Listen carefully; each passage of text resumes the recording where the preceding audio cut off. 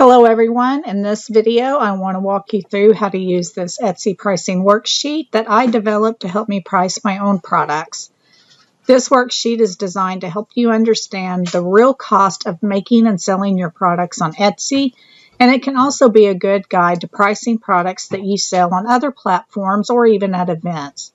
One of the most important things to understand is that this worksheet accounts for the time it takes for you to make and package your product to ensure that you're never pricing your products without accounting for your time to make them.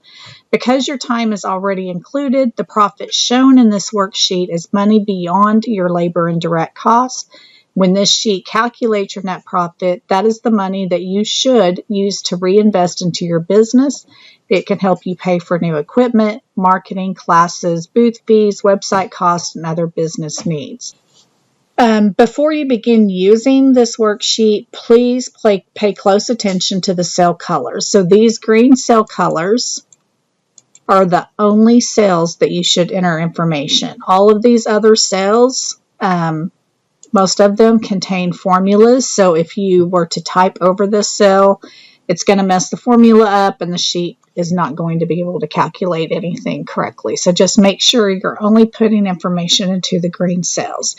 I think I have the sheet protected to where you can't mess the formulas up, but there's always a way around it. So again, just make sure you're entering information only in those green cells.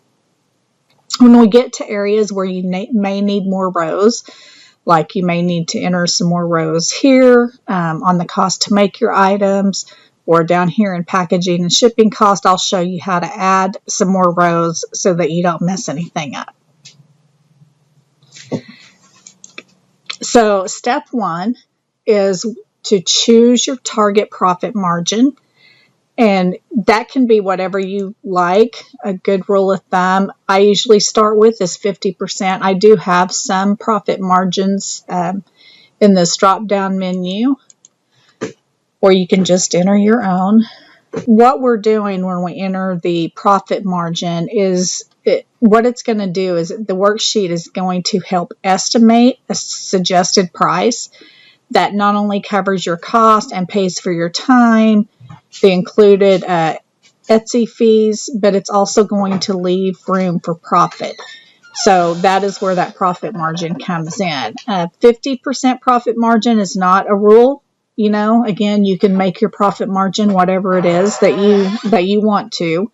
For handmade products, I will say that a strong profit margin is important because you're not only selling materials, you know, you're not selling just a product, you're selling your time, your creativity, skill, cultural knowledge, design work, you know, all of that stuff. So do be generous if you can with your profit margin.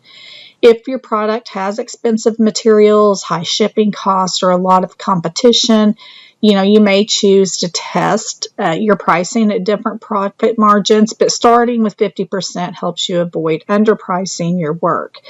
Remember that profit is not the same thing as paying yourself for your time.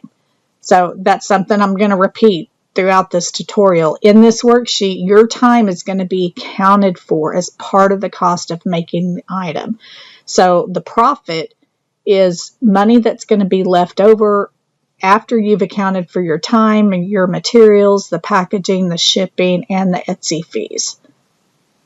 Next, enter the hourly rate that you want to pay yourself. Now, this is a personal preference. I know some artists or artisans that charge $75 an hour for their time, and I know others that are okay with making $10 an hour. I personally charge $30 an hour for my time. This number helps the worksheet calculate the correct labor cost for making one of your products. For example, if I want to make $30 an hour and the item takes half an hour to make, the worksheet is going to calculate $15 of labor costs for that item. On step 3, enter the amount of time that it takes to make and package one item. Now, this should include the time that you spend creating the item, finishing it, checking the quality, packaging the item, and getting it ready to ship.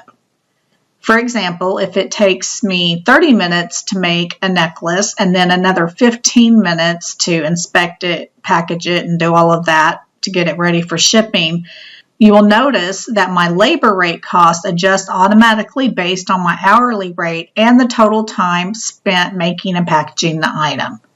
Now you will need to convert your time to decimals. So if you spend 45 minutes making and packaging an item, you do not enter 45 into the cell. Instead, you would enter 0.75. You can see here that the labor cost is $22.50 for this product. I did put a little cheat sheet over there to the side that you can see if you spend 1 hour of time exactly, you would enter 1. If you spend 45 minutes, it would be 0.75, 30 minutes, 0.5, and 15 minutes is 0.25. Step 4 is to enter the cost of the materials and supplies used to make one item. This could include beads, fabric, thread, clay, bindings, labels, product tags, any other supplies that become part of the finished product. Enter the cost for one item, not the cost for the full package of supplies. So for example, if you bought a bag of beads for $10, but you only used about $2 worth of beads in one pair of earrings, then you would enter $2. Breaking supplies down by item gives you more of an accurate product cost. You may need to add some more rows into this sheet in either the materials area here or in the packaging and shipping section. So to add another row correctly, make sure that you're not choosing the first or last row. Click on a row in the middle of the section and insert it there. So again, this just ensures that the calculation formulas stay in place. On step 5, enter your packaging and shipping cost. So that may include boxes, padded mailers, tissue paper, bubble wrap, thank you cards, labels, tapes, and the estimated shipping cost. If you offer free shipping, remember that shipping's not really free. You're choosing to include that cost in your product price. Free shipping is a really good marketing strategy, especially on Etsy, because they give preference to listings that do offer free shipping. You just want to make sure that you're including that cost in your price. Again, if you need to add more rows in this area, follow the same method as before. After you enter your target profit margin, the time, labor rate, cost of materials, packaging, and shipping, the worksheet is going to calculate a suggested listing price as shown in these two cells, which I temporarily highlighted for this video. You will see two suggested listing prices. One suggested price is without offsite ads. The other suggested price is with offsite ads. If you do not understand the difference between the two ad types available on Etsy, you need to read up on it in the seller's handbook. You may notice that there is a big difference between the suggested listing price without offsite ads and the suggested listing price with offsite ads. That difference is normal because the offsite ad fee is 15% of the sales price. That means if your product sells through an Etsy offsite ad, Etsy is going to take an additional 15% from that sale. Now, this is in addition to regular Etsy fees such as the listing fee, the transaction fee, and the payment processing fee. The difference can look especially large because this worksheet is also trying to protect your target profit margin.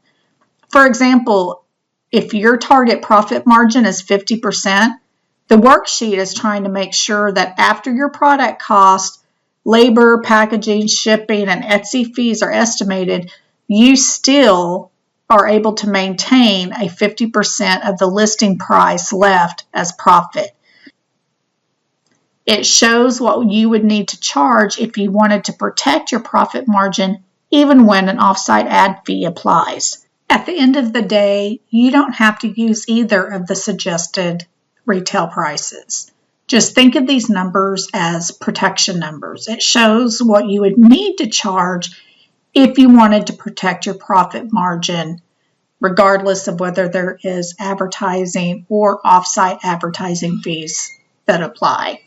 So after reviewing both numbers, compare your final price to similar Etsy listings, your product quality, your customer, and the value of your work.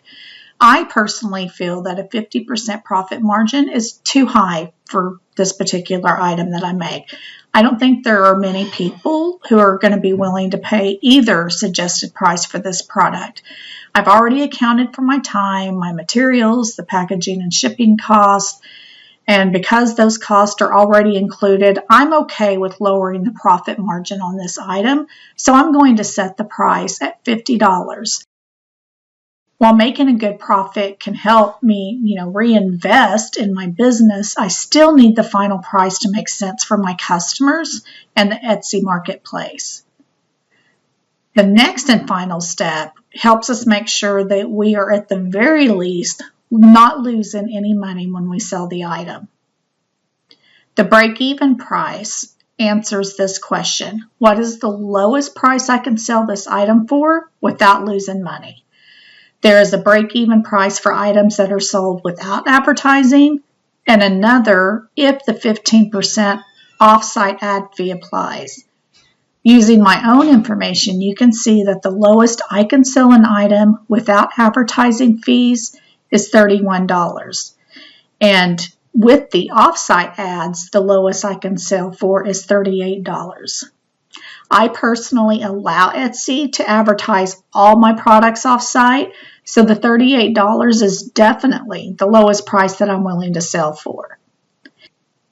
For your benefit, I have added cells that calculate your profit in dollars and your percentage of profit based on the actual listing price that you decide to use. This worksheet is to help you price with more confidence. It helps you move away from guessing and toward making really informed pricing decisions. Remember to use only the green cells when you enter information. Remember to include your materials, your time, packaging, shipping, Etsy fees, and profit margin. Also remember that your labor is already included in the worksheet. That means profit is not the same as paying yourself for your time. Profit is money that helps you reinvest in your business and keeps your business going. Pricing is something that you can test and adjust over time. As your skills grow, your audience grows, and your products improve, your prices may need to change too. So thank you for watching. I hope that this worksheet helps you price your products in a way that honors your work and supports your business.